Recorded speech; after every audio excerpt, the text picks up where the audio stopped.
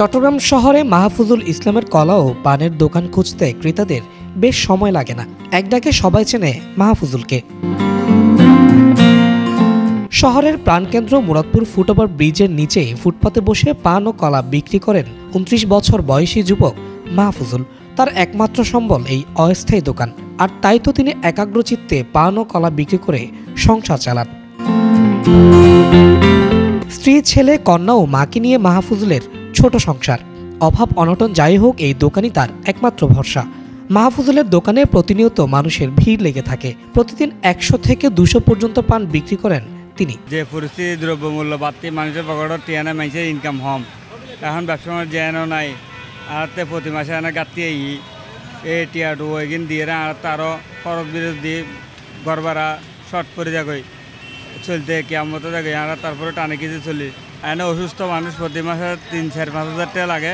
মেডিকেলত খেলাতে আমি রক্তদান পরে যদি কাউন্সিলর মহোদয় চাই আর কিছু একখান ঘুরে দিবার লাই ইয়ারা অকুল আবেদন জানাইও। প্রবাসী বাইক করলে যদি আর মিকে চাই তাহলে আর এখানে ফিরি উড়িতে যাও।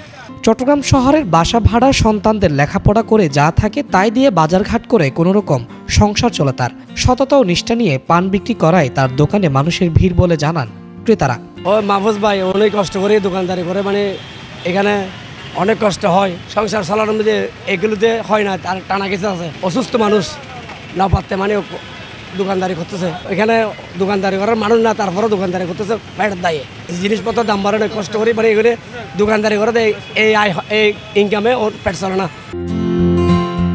দ্রব্যমূল্যের এই চড়া বাজারে শুধুমাত্র পান ও কলা বিক্রি করেও যে সংসার চালানো যায় তা মাহফুজুলের নজির সৃষ্টি করে। সমাজের বিত্তবানদের কাছে সহযোগিতার হাত বাড়িয়ে দিয়েছেন তিনি।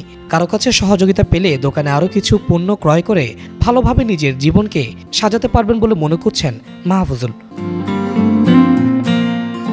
দর্শক, চট্টগ্রামে মুরাদপুরের রাস্তার পাশেই পান দোকান নিয়ে বসে আছেন মাহফুজুল ইসলাম। তিনি অনেক দিন যাবৎ রাস্তার পাশেই কলা, পান, সিগারেট এবং বিভিন্ন ছোটোখাটো জিনিস বিক্রি করে তার জীবন নির্বাহ করে।